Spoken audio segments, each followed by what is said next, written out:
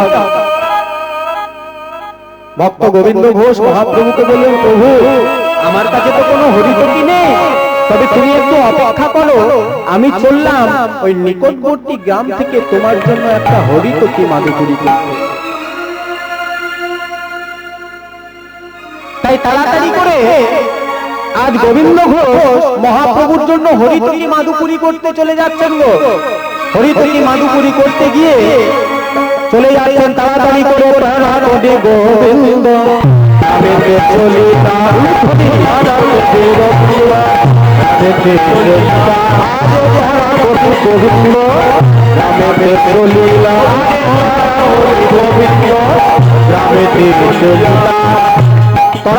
গোবিন্দ গ্রামেতে চলিলা কেন?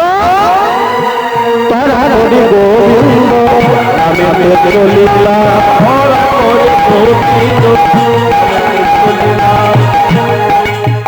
প্রভুর করে মুখশুদ্ধি, প্রভুর করে মুখশুদ্ধি মাধুকুরি করিলা। আরে প্রভু করে মুখশুদ্ধি মাধুকুরি করিলা, প্রভুর করে মুখশুদ্ধি মাধুকুরি করিলা, আরে মাধুকুরি করিলা। গ্রামেতে চলিলা, প্রভুর করে মুখশুদ্ধি হরিতকি মাধুকুরি করিলা। এবার গোবিন্দ ঘোষ মনে মনে চিন্তা করছেন, প্রভু বলেছেন দুটো দিন থাকবেন, তাহলে আমি যদি একটা হরিতকি মাধুকুরি করি আবার আমাকে কালকে আসতে হবে, তাই তো আজ একটা গ্রহণ করবে আবার কাল আসতে হবে, তাহলে আমি একটা কাজ করি, আজ একটা হরিতকির জায়গায় আমি দুটো হরিতকি মাধুকুরি করব। ভক্তগণের কাছে গিয়ে আজ গোবিন্দ ঘোষ বলছেন, ও মহাপ্রভু একদিন নয় দুই দিন থাকবেন, তাই একটা তো দিয়েছো, আমায় আর একটা হরিতকি দাও গো, আরেকটা হরিতকি দাও, আমায় আরেকটা হরিতকি দাও গো, আরেকটা হরিতকি দাও, মহাপ্রভুর সোনার মাটি আরেকটা হরিতকি দাও, আরেকটা হরিতকি দাও। তাহলে দুটি হরিতকি, এটাই হলো গোবিন্দ ঘোষের অপরাধ। তাই দুটি হরিতকি মাধুকুরি করে একটা বসনের সঙ্গে বেঁধে আর মনের আনন্দে চলে আসছেন গো গোবিন্দ ঘোষ। দুই হরিতকি লইয়া প্রভুর কাছে আইলা, দুইটি হরিতকি লইয়া প্রভুর কাছে আইলা, দুইটি হরিতকি লইয়া প্রভুর কাছে আইলা, দুইটি হরিতকি লইয়া প্রভুর দুইটি হরিতকি নিয়ে প্রভুর কাছে আইলা, মানে এলো ব্রজভাষা। আমায় একটা প্রভুর নামে দিলা, একটা প্রভুর ঘরে দিলা, মানে একটা প্রভুর হাতে দিল, আর একটা কি করলো, একটা সঞ্চয় করিলা।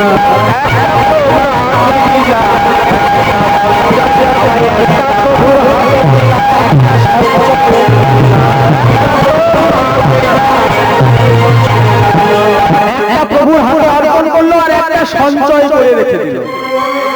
গতকাল মানে আজকে হবে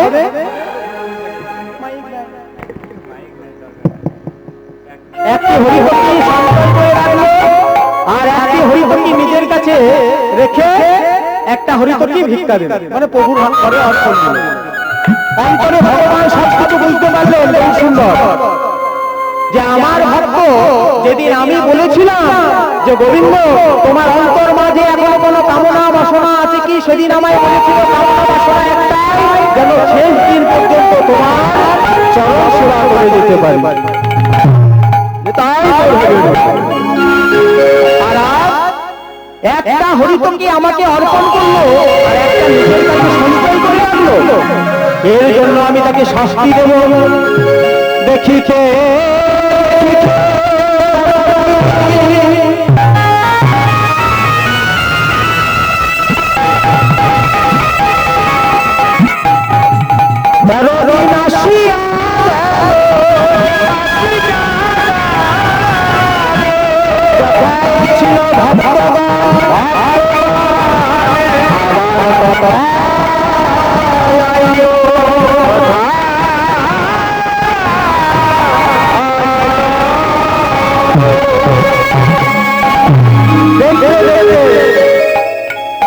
পরের দিন আবার উপনীত হয়ে গেল। আবার ভক্তরা উপস্থিত হলো, যার বাড়িতে যা কিছু ছিল সব কিছু নিয়ে। আগের দিনের মতো মহাপ্রভু গঙ্গার জলে হাত ধৌত করে হাতটি বাড়ালেন গোবিন্দ ঘোষের দিকে। গোবিন্দ ঘোষ করলেন কি, ভক্তদের নিবেদন তর্জনীর অগ্রভাগে করে নিয়ে আজ মহাপ্রভুর পরে অর্পণ করলেন। সেবা গ্রহণ করার পর মহাপ্রভু পুনরায় গঙ্গার জলে হাতটি ধৌত করে হাতটি বাড়ালেন গোবিন্দ ঘোষের দিকে। গোবিন্দ যেই না হাতটি বাড়িয়েছেন মা, অমনি গোবিন্দ ঘোষ করলেন কি, তার হরিপকিটি তাড়াতাড়ি করে বের করে আজ মহাপ্রভুর পরে অর্পণ করে দিয়েছেন। মহাপ্রভু চিৎকার করে বলে উঠলেন, গোবিন্দ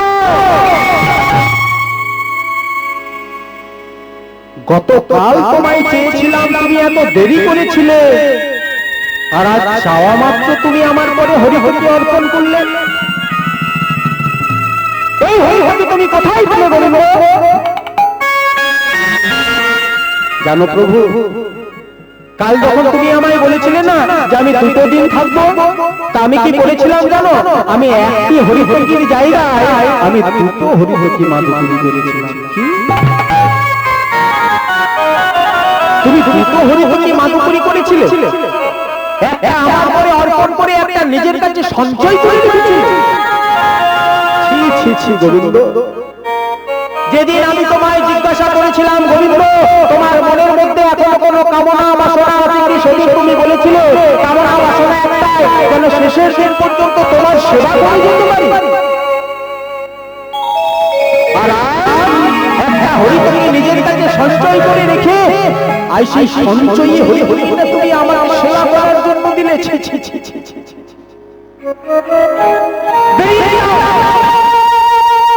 তুমি জানো না, সন্ন্যাসী মানুষের সঞ্চয় করার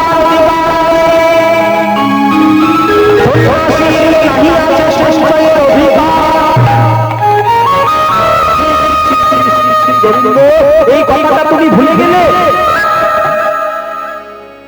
তুমি না সন্ন্যাসী মানুষ, তুমি জানো না যে আমাদের সঞ্চয় করার অধিকার নেই। জানো গোবিন্দ, আমি তোমায় অভিশাপ দেব।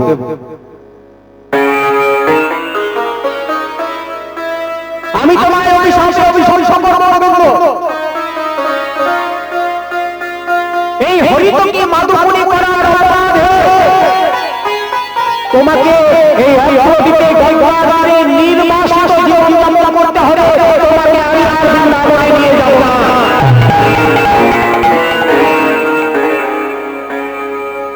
চমকে উঠলেন গোবিন্দ ঘোষ।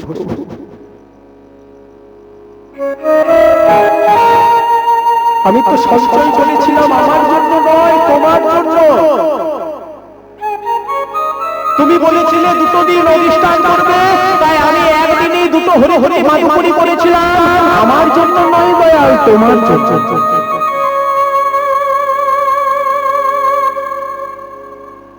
এই লঘু পাপে এত বড় গুরুদণ্ড দিচ্ছ প্রভু? এই লঘু পাপে এত বড় গুরুদণ্ড দিও না। তার চেয়ে একটা কাজ করো দয়াল, আমাকে তুমি অভিশাপ দাও, আমার সারা শরীরটাই যেন আমি যন্ত্রণা সহ্য করতে পারবো প্রভু, কিন্তু তোমায় ছেড়ে নির্বাসিত জীবন কাটাতে আমি পারবো না।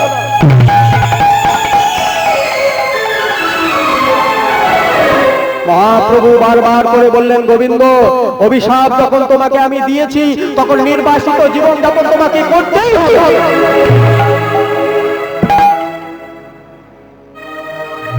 নয়ন জলে কাঁদছেন আর গোবিন্দ ঘোষ বলছেন, প্রভু এই তোমার বিচার, এই তোমার লীলা, এই তোমার খেলা।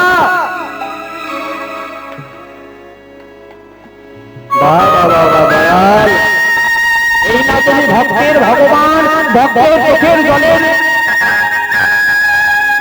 জল নাকি তুমি সহ্য করতে পারো না?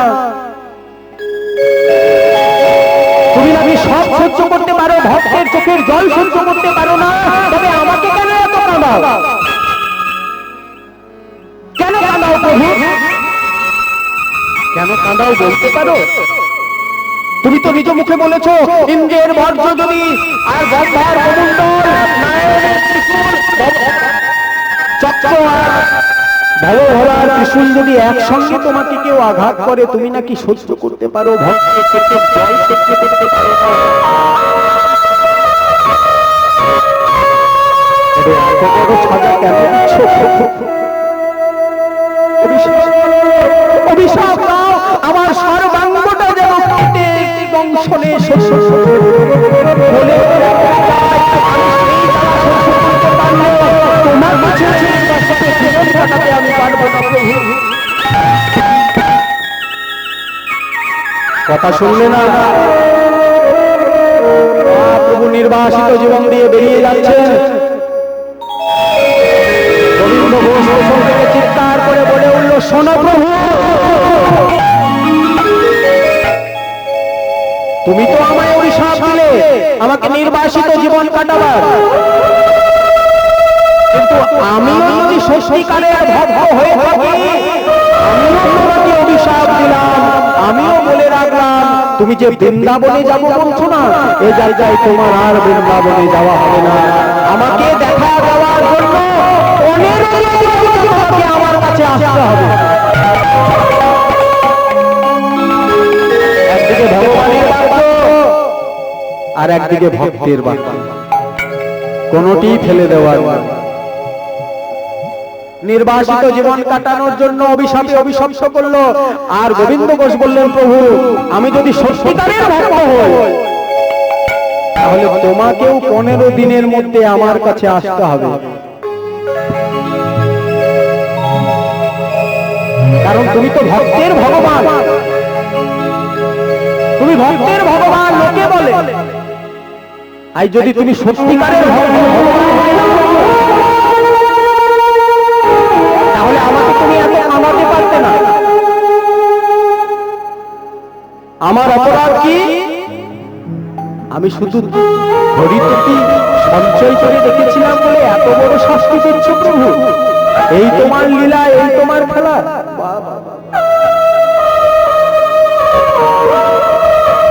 শুনে রাখো প্রভু, শুনে রাখো, এই তোমার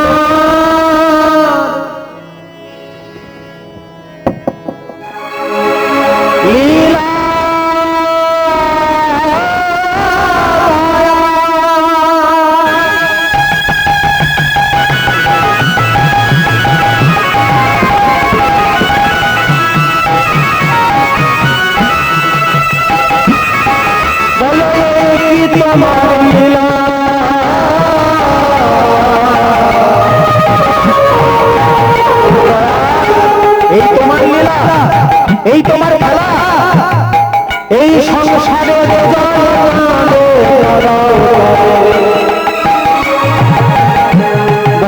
এই তোমার লীলা,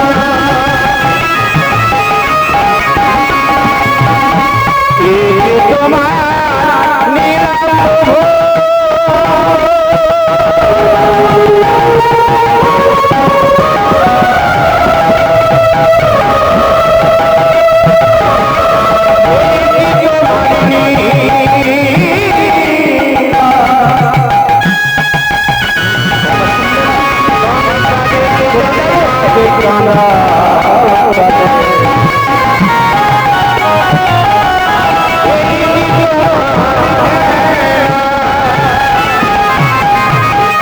শুনেছি তুমি কুলে ভাঙো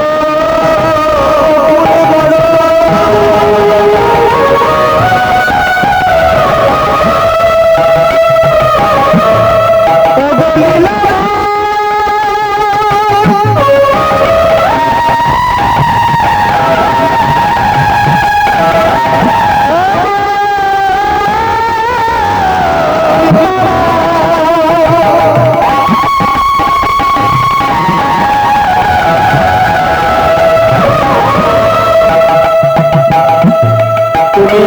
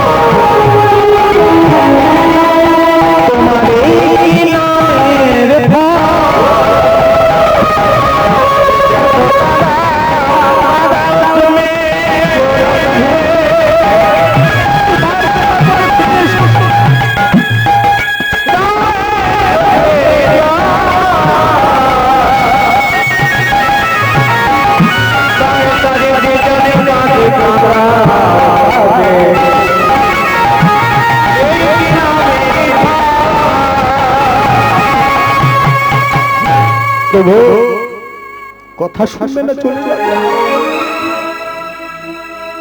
চলে গেলে আমার কথা তুমি শুনবে না তো? তবে তুমিও শুনে রাখো দয়াল, ওই যে বললাম এক পক্ষকাল 15 দিনের মধ্যে তোমাকে ফিরে আসতেই হবে। যাও যাও, চলে যাও। এই তো তুমি ভগবান, এই তো তোমার লীলা, এই তো তোমার খেলা। মহাপ্রভু নির্বাসিত জীবন অভিশাপ সপ্ত করে চলে গেলেন। আর এইদিকে গোবিন্দ ঘোষ একটা পর্ণ কুটির নির্মাণ করলেন শুধুমাত্র 15 দিন বেঁচে থাকার জন্য। পর্ণ কুটির স্থাপন করে একটা গৌরাঙ্গের প্রতিমূর্তি স্থাপন করে নীতি প্রতিদিন নয়ন জলে কাঁদে আর বলে, গৌর একবার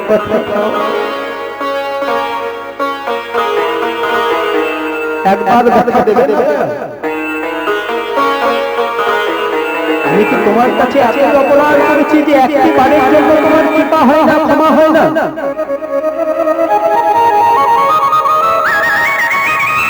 দেখতে দেখতে একদিন দুদিন পেরিয়ে গেল, নয়ন জলে কাঁদে আর বারবার করে বলে, দেখা দাও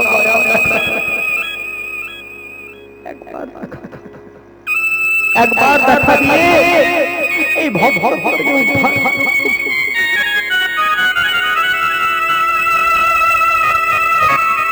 পর্ণ কুটিরের সামনে গৌরাঙ্গের প্রতিমূর্তি স্থাপন করে নীতি প্রতিদিন কাঁদে আর বলে, গৌর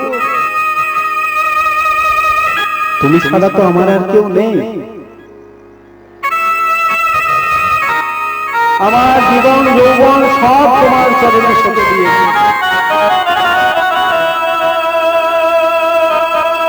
কৃপা করবে না দয়া? একটি বার ফিরে এসো, একটি বার ফিরে এসো, একটি বার ফিরে এসে আমাকে জড়িয়ে নাও। এইভাবে দেখতে দেখতে দেখতে দেখতে 14টা রাত পেরিয়ে গেল, কিন্তু মহাপ্রভু কিন্তু ভক্তকে কৃপা করার জন্য আসছেন না। 14টা রাত যখন অতিবাহিত হয়ে গেল, গোবিন্দ ঘোষ মনে মনে চিন্তা করছেন, আর মাত্র একটা রাত, আমার মনে হয় না প্রভু আমাকে কৃপা করবেন। তাই আমি কি করব জানো? এই জীবন আমি আর রাখবো না।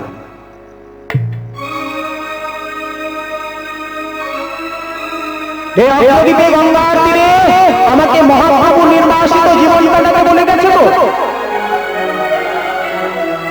আমিও কি করব জানো? এই গঙ্গার জলে আমি নিজেই নিজেকে শেষ করে দেব। আমি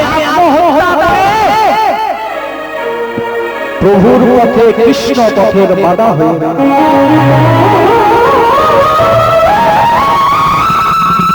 গভীর রাত্রি 15 দিন এক পক্ষ কালেও ভগবান আসছেন না গো। গভীর রাত্রি মহাপ্রভু সন্ধ্যা করে এই নিজের প্রাণ বিসর্জন দেবে বলে চলে যাচ্ছে ভক্ত গোবিন্দ ঘোষ। প্রভু দেখা তো তুমি দিলে না, আমি কি করব? এই গঙ্গার তীরে নিজেকে বিসর্জন দিয়ে তোমাকে কৃষ্ণ পথের বাধা হয়ে। আর এইদিকে মহাপ্রভু আমার ভাগীরথীর তীরে রামকালীর ঘাটে সবকিছু লক্ষ্য করছেন আমার ভক্ত কি করছে। কারণ আমি তো একটা চিত্র অঙ্কন করতে চলেছি। এই চিত্র যেমন তেমন চিত্র নয়। আমার মহিমা, আমার ভগবানের মহিমা প্রচার করতে গেলে একটা ভক্তের প্রয়োজন। এই গোবিন্দ ঘোষ হলো অজ্ঞদ্বীপের যে গোপীনাথ, আমি প্রচার করব। এই গোবিন্দ ঘোষ হচ্ছে আমার সেই ভক্ত। তা ভক্ত যদি আমার এমন ভাবে কাঁদতে থাকে, তাকে তো বাঁচানো যাবে না, যেমন করে হোক আমাকে উদ্ধার করতে হবে। গোবিন্দ ঘোষ নিজের প্রাণ বিসর্জন দেবে বলে সুরধুনী গঙ্গা জলে নেমেছেন।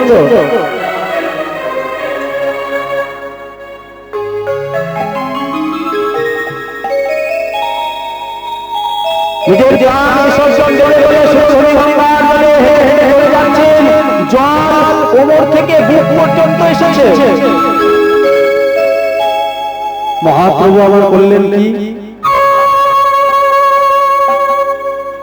ওই রামকেলের তীর থেকে একটা প্রস্তর খণ্ডে কলিযুগের নাম লিখে পাঠিয়ে দিলেন। তোমার পাথর তো জলের মধ্যে ডুবে যায়, পাথর জলের মধ্যে ডুবে যায়, কিন্তু পাথরও জলের মধ্যে ভাসে। ওই যে রাম নাম লিখে যত বড় বড় পাথর নদীতে ফেলছে, সেই পাথর রাম নামের গুণে কিন্তু ভেসে উঠছে। রামচন্দ্র লক্ষ্য করলেন যে এত এত বড় বড় পাথর জলের মধ্যে ফেলে দিচ্ছে, পাথরগুলি ডুবছে না, পাথরগুলি ভেসে উঠছে। আমাকে একবার দেখতে হবে। রামচন্দ্র বললেন কি, একটা ছোট্ট নুড়ি পাথর জলের মধ্যে ফেললেন, দেখলেন সেই ছোট্ট নুড়ি পাথরটা জলের মধ্যে ডুবে গেল।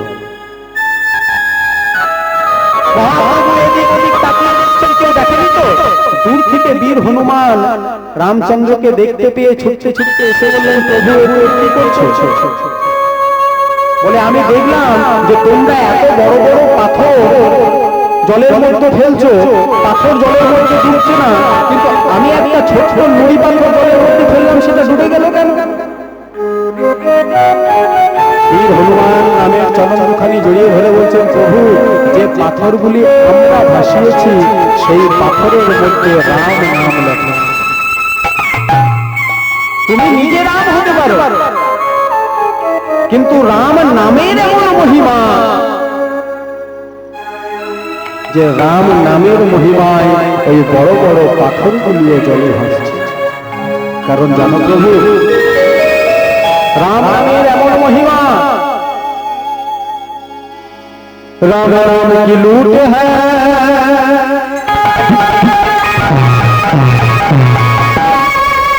लूट सको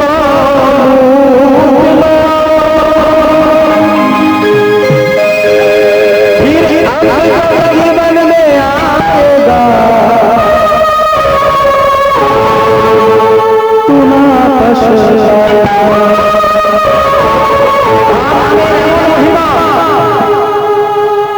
राम नामेर एमन गुण जे नामे एत बड़ बड़ पाथरগুলি ভাসছে। राम नाम का लूट है, तुम लूट सको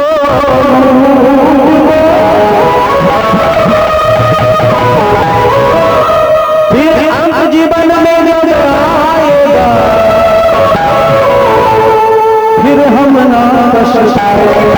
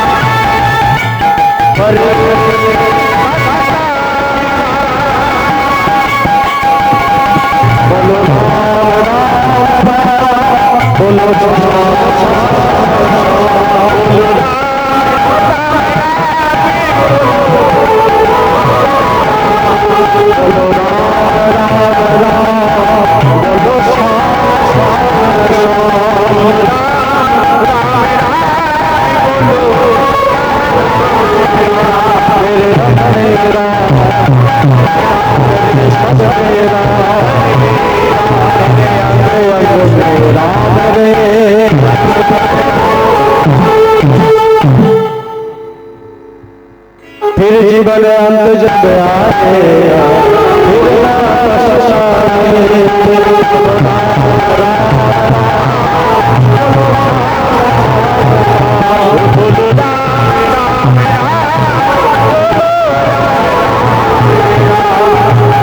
राम नामे केमन महिमा,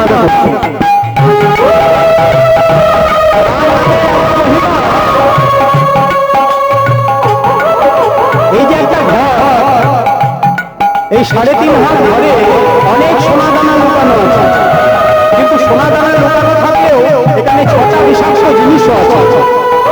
কাম, ক্রোধ, লোভ, মোহ, মদ, মাৎসর্য। এই 6টা জিনিস কিন্তু আপনাকে রাম নামে শ্যাম নামে মতি থাকতে দেয় না। তাই বললেন কি, মিলকে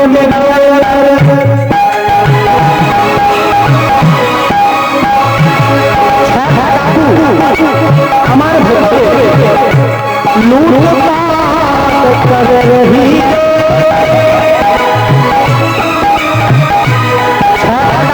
আমার এই শরীরের মধ্যে এমন এমন অঙ্গগুলি কিনে পুড়ে পাচ্ছে যেটা কিছু করার নেই মেরে अंदर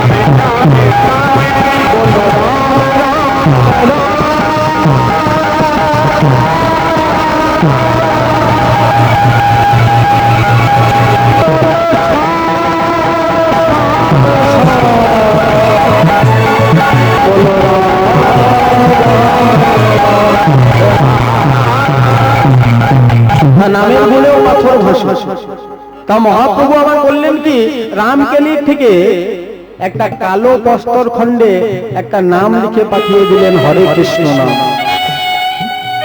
পাথরটি জলের মধ্যে ভাসতে ভাসতে ভাসতে ভাসতে এসে আজ গোবিন্দ ঘোষকে আঘাত দিয়ে চিৎকার করে বলে উঠলেন গোবিন্দ তুমি আত্মহত্যা করতে চলেছো গোবিন্দ ছি ছি ছি ছি ছি ছি তুমি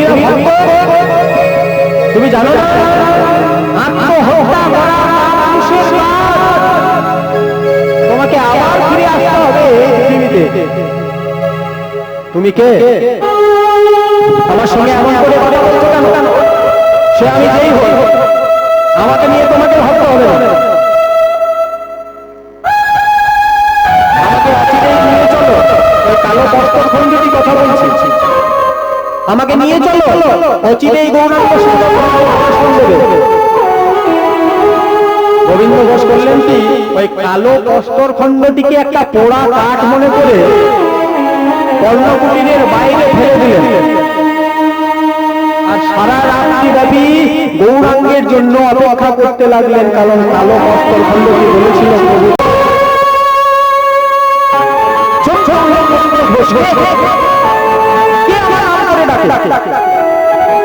আমি এসেছি গোবিন্দ তুমি এসেছো প্রভু এই ভক্তকে কৃপা করতে বলে তুমি এসেছো তোমার এত দয়া এত মায়া আমাকে কৃপা করার জন্য তুমি বৃন্দাবন পরিত্যাগ করে চলে এলে গোবিন্দ চোখের জল মোছো অমন করে আর আমাকে কামতে হবে না তবে ওই যে কালো বস্ত্র খণ্ডটি তোমাকে আঘাত করেছিল কথা বলেছিল সেই পাথরটা কোথায় বলে প্রভু তাকে তো আমি ঘরের মধ্যে খাই দিইনি আমি বাইরে ফেলে দিয়েছি মহাপ্রভু বললেন তবে বস্ত্র খণ্ডটি আমায় এনে দাও দাও গোবিন্দ ঘোষ কালো বস্ত্র খণ্ডটি মহাপ্রভুর পায়ে অর্পণ যেই না করেছেন গো স্বয়ং ভগবান এসে বললেন কি একটা গোপীনাথের রূপ ধারণ করলেন মহাপ্রভু গোবিন্দ ঘোষ বললেন গোবিন্দ এই যে পাথরের গোপীনাথ এই গোপীনাথকে তোমাকে সেবা দিতে হবে পুত্র সম তবে শুনে রাখো গোবিন্দ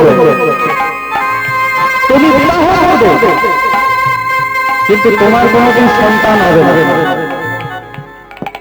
বিবাহ তোমার হবে, কিন্তু সন্তানের আশা তুমি করো না। সেই দিন মহাপ্রভুর কথা শুনে সেই গোপীনাথকে ঘরের মধ্যে প্রবেশ করিয়ে গোবিন্দ ঘোষের বিবাহ হয়েছিল। গোবিন্দ ঘোষের স্ত্রীর নাম ছিল পদ্মাবতী। পদ্মাবতীকে বিবাহের সময় গোবিন্দ ঘোষ বললেন, পদ্মা, আমি বিবাহ করলাম, কিন্তু আমার সন্তান হবে না, কোনোদিন যেন সন্তানের আশা করো না। পদ্মাবতী বললেন, স্বামী, আমার সন্তানের প্রয়োজন নেই, ওই গোবিন্দ যদি দেয় হবে, আর না হয়তো ওই পাথরের গোপীনাথকে আমি সেবা করব।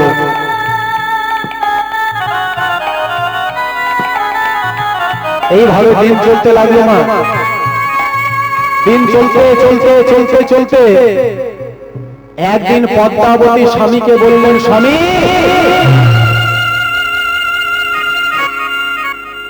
তুমি ওই পাথরের গোপীনাথকে আমাকে সেবা করতে বলছো তো? শুনে রাখো, ওই পাথরের ভগবানকে আমি বেশি দিন সেবা দিতে পারবো না, কারণ পাথরের গোপীনাথ আমাকে একটা সন্তান দিতে পারে।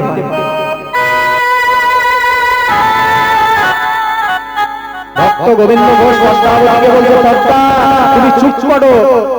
মহাপ্রভু বলেছিলেন, বিবাহ করতে কোনোদিন সন্তানের আশা করো না, তবে তুমিও শুনে রাখো স্বামী, এই পাথরের গোপীনাথকে আমি সেদিনই সেবা দেব যেদিন এই গোপীনাথ আমাকে সন্তান দিতে পারে। বন্ধ হয়ে গেল, সেবা বন্ধ হয়ে গেল। পাথরের গোপীনাথের সেবার সময় বন্ধ হয়ে গেল। ভক্ত বাসুদেব গোপীনাথের কাছে গিয়ে বললেন, গোপীনাথ, আমার স্ত্রীর কথা শুনেছ? আমার স্ত্রী বলেছে, যদি তুমি পুত্র সন্তান দিতে পারো তবে তোমার সেবা করব। এই কথা শোনো শোনো শোনো, আমি বলেছিলাম তোমার সন্তান হয় না, কিন্তু তুমি যখন বলছো আমি তোমাকে সন্তান দেব, আমি তোমাকে সন্তান দেব,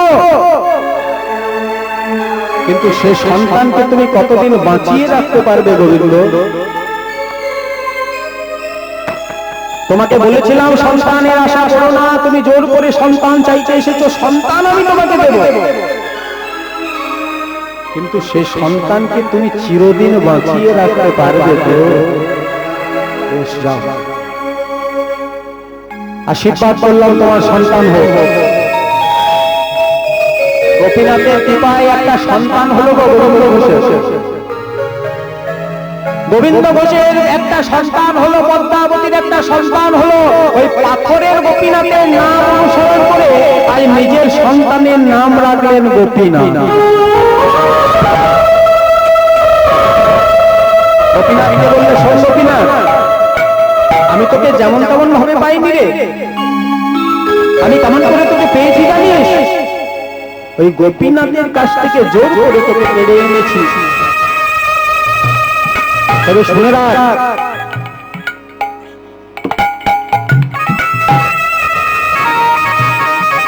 কোনদিন যেন গোপীনাথকে ভুলে যাস না। ভগবানের কেমন পরীক্ষা দেখুন না, নিজের সন্তান হলো গোপীনাথ, সন্তানের সেবা আর ভগবানের সেবা করতে করতে করতে করতে একদিন হলো কি, নিজের সন্তানকে লালন পালন করতে করতে ওই ভগবান গোপীনাথের সেবা পদ্মাবতী বন্ধ করে ফেললেন।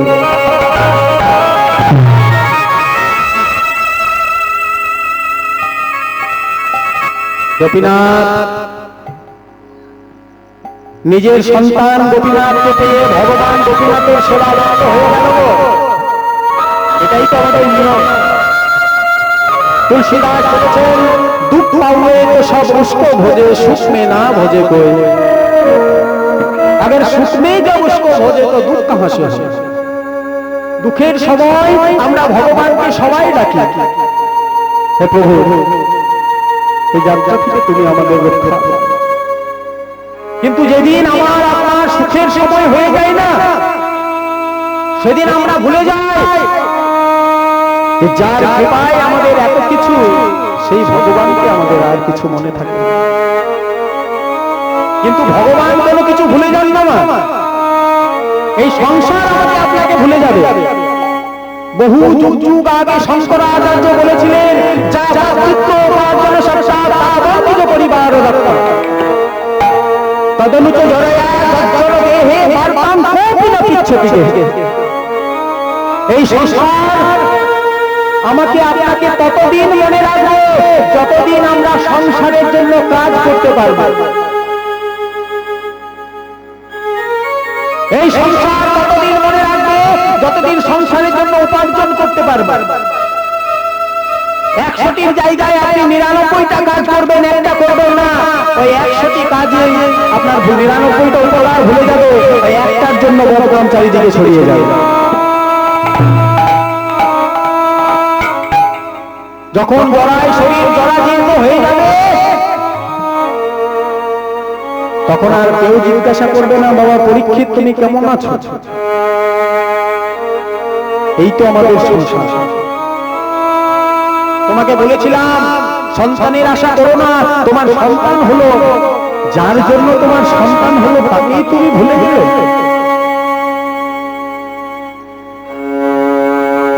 ভগবান গোপীনাথ একদিন করলেন কি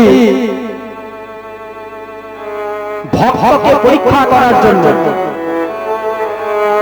কারণ ভগবান নিজে নিজে বলেছেন যে করে আমার আশ তার করি আমি সব না সর্বনাশ নয়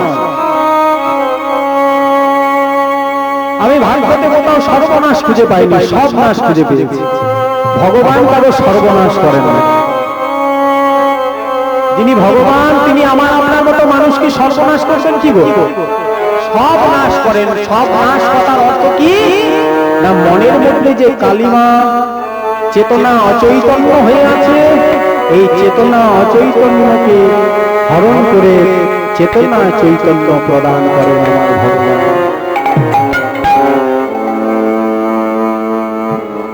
ভক্তকে পরীক্ষা করার জন্য ভগবান গোপীনাথ করলেন কি ওই ফুটফুটে গোপীনাথ মানে পদ্মাবতীর সন্তান গোপীনাথ ভক্তকে পরীক্ষা করার জন্য একটা কাল শস্যের রূপ ধারণ করে পুত্র গোপীনাথের কপালে মারল ছড়াই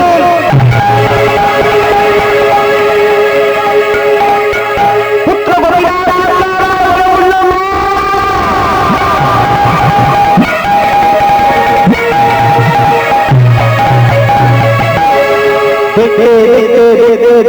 ওই ছোট্ট 5 বছরের গোপীনাথের সর্বাঙ্গটা নীল হয়ে গেল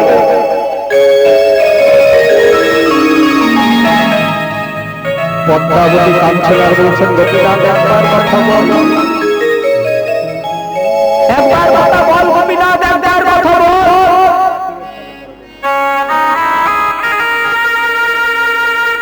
আর মা বলে ডাকবি না একবার মা বলে ডাক এই জগতে যার সন্তান হয়নি তার দুঃখ কিন্তু কারো মা বলা ধন যদি চিরদিনের মতো বিদায় নিয়ে চলে যায় তার মায়ের কি অবস্থা হইবে কোন মা দিদির মতো ছুটতে ছুটতে ছুটতে ছুটতে এসে আর পাথরের গোপীনাথের কাছে এসে বলে গোপীনাথ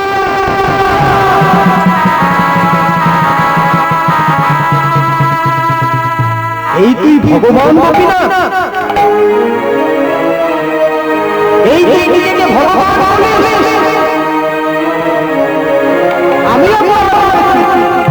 আমি শুধু কর্ম করেছি কিন্তু এই ছোট্ট 5 বছরের সন্তানটা কোনো অপরাধ করেছিল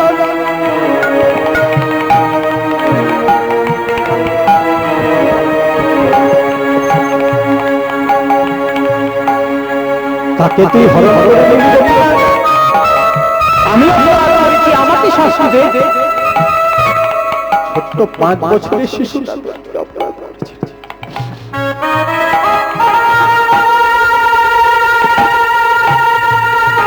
নিজের সন্তানকে কোলে তুলে নিয়ে চলে যাচ্ছে মহাশ্মশানের দিকে গো।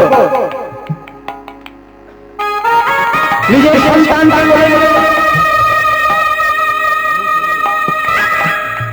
সন্তানকে কোলে তুলে নিয়ে চলে যাচ্ছে মহাশ্মশানের দিকে। আর চিৎকার করে দিদির দিদি আঘাত করে বলছে, দিদি রে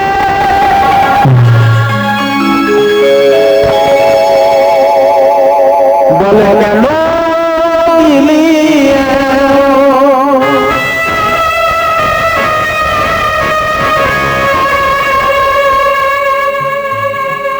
আমার সোনা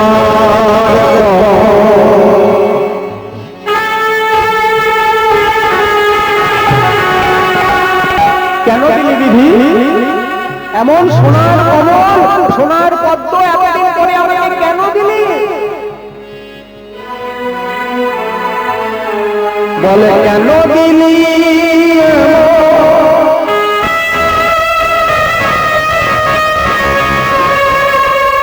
আমার সোনার কমল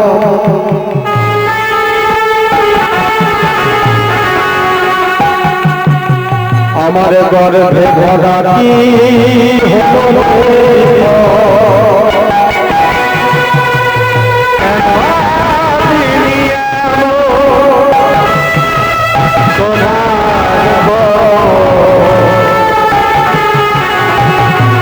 গর্ভে ভরা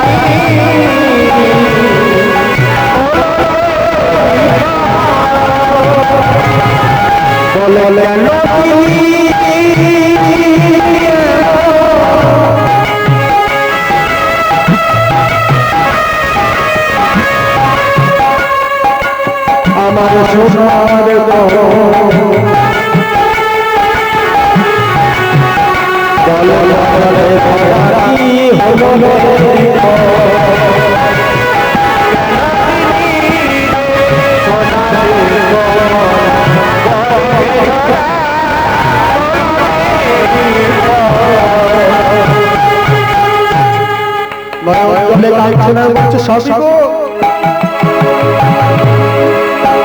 আমার অবস্থাটি কেমন হলো জানো?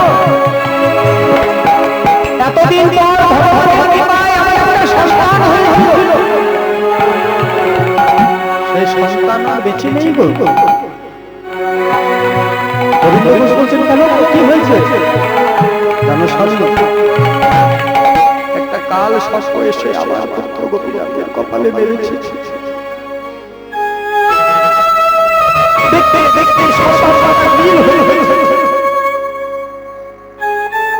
জানো স্বামী, আমিও প্রতিজ্ঞা করেছি আজ থেকে ওই পাথরের গোপীনাথের সেবা আর দেব না। চিরদিনের মতো বন্ধ করে দেব পাথরের গোপীনাথের সেবা।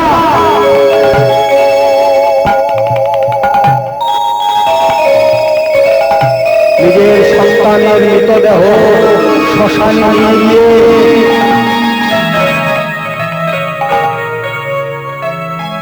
পারলৌকিক ক্রিয়া করলেন।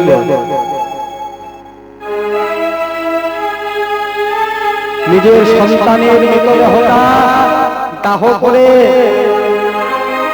ছুটে এসে গোপীনাথের মন্দিরের দরজার সামনে এসে চিৎকার করে বলে উঠল, গোবিন্দ ঘোষ,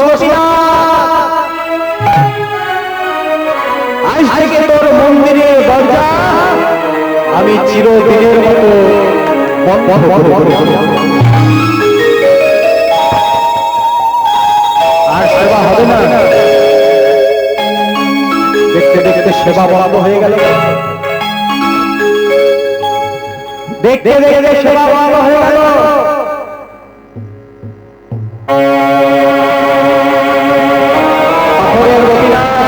ভগবান গোপীনাথ মনে মনে চিন্তা করলো, আমি বলেছিলাম তোমার বিবাহ হবে, কিন্তু সন্তানের আশা করো না, কিন্তু তুমি সন্তান দিয়েছিলে, এবার আমি তোমাকে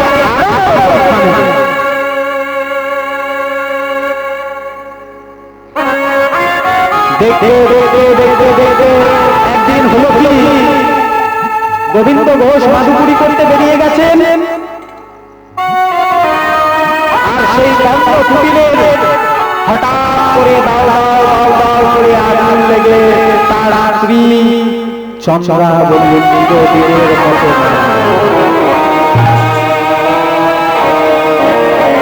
ভগবানের কেমন লীলা দেখো। পণ্য কুটিরের মধ্যে দাও দাও দাও দাও করে আগুন জ্বলতে লাগলো। আগুন জ্বলতে জ্বলতে জ্বলতে জ্বলতে ওই পদ্মাবতীর দেহটা ভস্মীভূত হয়ে গেল।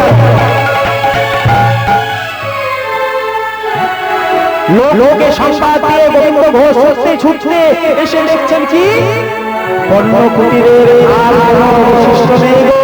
চিৎকার করে বলে উঠলেন পদ্মা,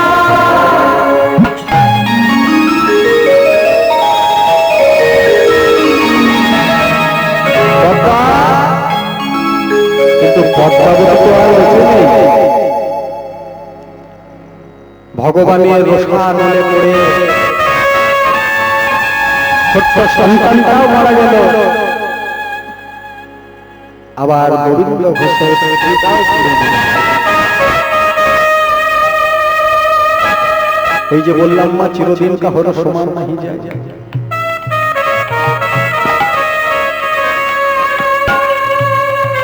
রাজা হরিশ্চন্দ্রকে আমি সকলেই চিনি না। এই রাজা হরিশ্চন্দ্র এত দাতা মানে দান করতেন, তার ঐশ্বর্যের ভান্ডার থেকে প্রতিনিয়ত তিনি দান করে যেতেন। কিন্তু জানেন মা, তার একমাত্র সন্তানটা যেদিন মারা গিয়েছিল সেদিন দাহ করার পয়সা ছিল না। একমাত্র রাজার ছেলে, যে রাজা অকাতরে ধন সম্পত্তি দান করে দিতেন, সেই রাজা হরিশ্চন্দ্রের একমাত্র ফুটফুটে সন্তানটা যেদিন মারা গিয়েছিল, রাজা হরিশ্চন্দ্রের কাছে কড়ি ছিল না, টাকা ছিল না, সেই ছেলেটার শেষ কৃত্য করবে বলে নিজের হাতে শেষ কৃত্য করে বেলি অবসান কালে গঙ্গার ধারে এসে মাঝিকে দেখলেন, মাঝিকে ডাকলেন, মাঝি ভাই, মাঝি ভাই আমাকে নদী পার করে দিবি না? যিনি রাজা তিনি মাঝি ভাইয়ের কাছে ভিখারির ঝোলাটি বাড়িয়ে বলছেন, মাঝি ভাই একদিন আমার কাছে সব ছিল, আমি দান করেছি, আজ আমার কাছে পারের করি নাই রে ভাই।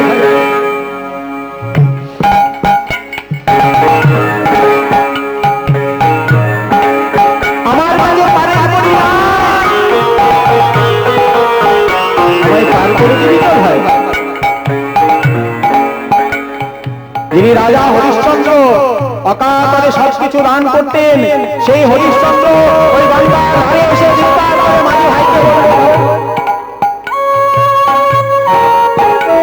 মাঝি ভাইকে চিৎকার করে বললেন, মাঝি ভাই একবার তাকিয়ে দেখ, আজ আমাদের সময় আছে তো, কিন্তু ভালো করে তাকিয়ে দেখ, যেদিন আমি রাজা ছিলাম সব ধন সম্পত্তি দান করেছি, আজকে আমার কাছে কিছু নেই, ভিখারির মতো দাঁড়িয়ে আছি তোকে। চিরদিন কাহারও সমান যাই না, তাই আমি বলেছিলাম, ভগবান বলছেন আমি বলেছিলাম তোমার বিবাহ হবে, সন্তান হবে না, সন্তান হলেও রাখতে পারলে না।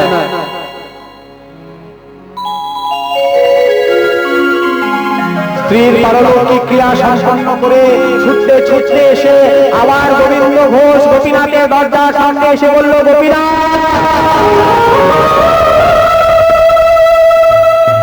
আমার স্ত্রী না হয়ে তোর সেবা বন্ধ করেছিল, পুড়িয়ে মারলি, কিন্তু আমার 5 বছরের সন্তানটা কি অপরাধ করেছিল? আমার 5 বছরের সন্তানটা তো কোনো অপরাধ করেনি, তাকে কেন হত্যা করলি? এই দেখ আমিও প্রতিজ্ঞা করলাম, আজ থেকে না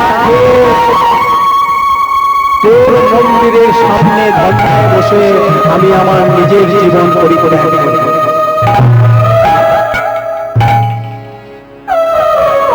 অবিরত গগনে কেঁদে চলেছেন। এক সময় পাথরের অমৃতদ্বীপে গঙ্গার তীরে আমি যে মূর্তিটি অঙ্কন করতে চলেছি, আমার ভক্ত গোবিন্দ ঘোষ যদি এত নামতে থাকে তাকে তো আর বাঁচানো যাবে না। তাহলে আমাকে একটা কাজ করতে হবে, আর পাথরের মধ্যে লুকিয়ে না থেকে আমাকে সচল হয়ে দাঁড়াতে হবে আমার পিতার কাছে। ওই পাথরের গোপীনাথ এক সময় সচল হয়ে দাঁড়ালেন গোবিন্দ ঘোষের কাছে, বললেন, পিতা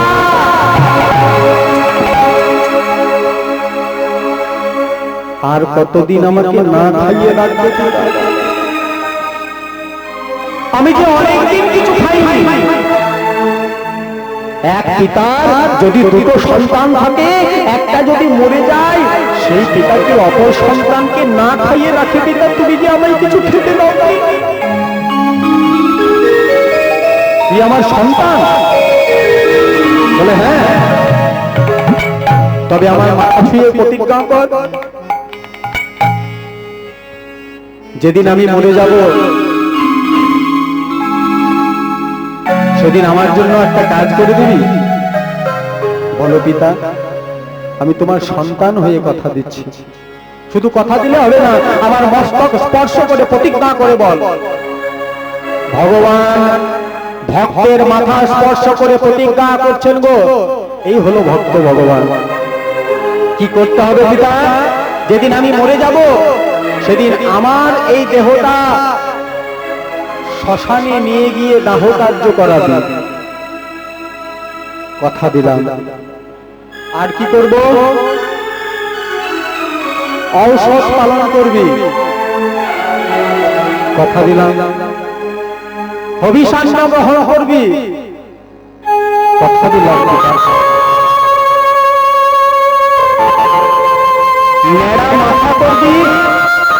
কথা দিলাম পিতা, আমি নেড়া মাথা করে উত্তরীয় বসন গলায় ভোলাবো, আর ভক্তের মাঝে ভক্তের দাঁড়ে দাঁড়ে ভিক্ষা করে তোমার পারলৌকিক ক্রিয়া আমি পার করবো। আমি তোমায় কথা দিলাম। শুধু তাই নয় পিতা, আমি যখন পারলৌকিক ক্রিয়া করবো না, এই জগৎ জীবের মাঝে আমি কি নাম নেব জানো? আমি নাম নেব, তুমি তো আমায় বলেছিলে না আমি নাকি পাষাণ, আমি নাকি ভক্তকে ভালোবাসি না, কিন্তু আমিও জানো তোমাকে কথা দিলাম, মাতা পিতা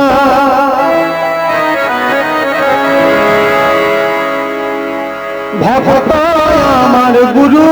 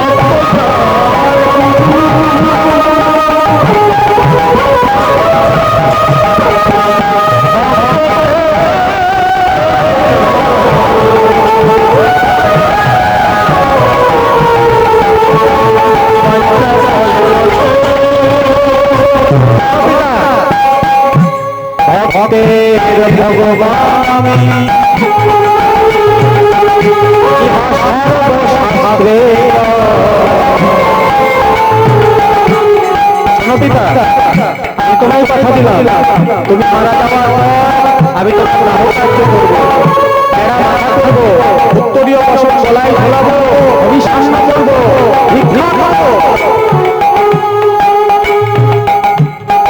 আর কি করবো জানো? ভক্তের ভগবান আমি সর্বশাস্ত্রে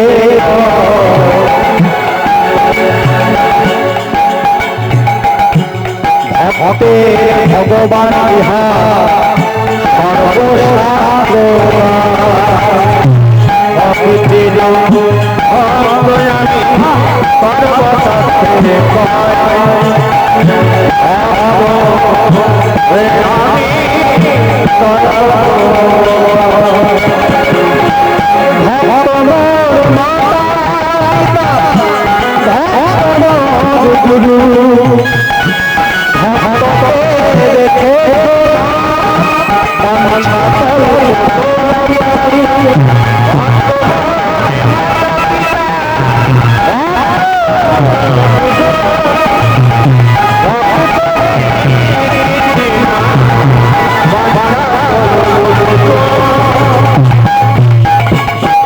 দেখতে দেখতে একদিন গোবিন্দ ঘোষ আবার সেবা করলেন। সেবা করতে করতে করতে করতে এক সময় ওই পাথরের গোপীনাথের চরণ তলে লুটিয়ে পড়লেন ভক্ত গোবিন্দ ঘোষ। আর পূর্ব প্রতিষ্ঠিত কথা অনুযায়ী ওই পাথরের গোপীনাথ অগ্রদীয় গঙ্গায় সচল হয়ে দাঁড়ালেন। সচল হয়ে দাঁড়িয়ে পারলৌকিক ক্রিয়া করলেন।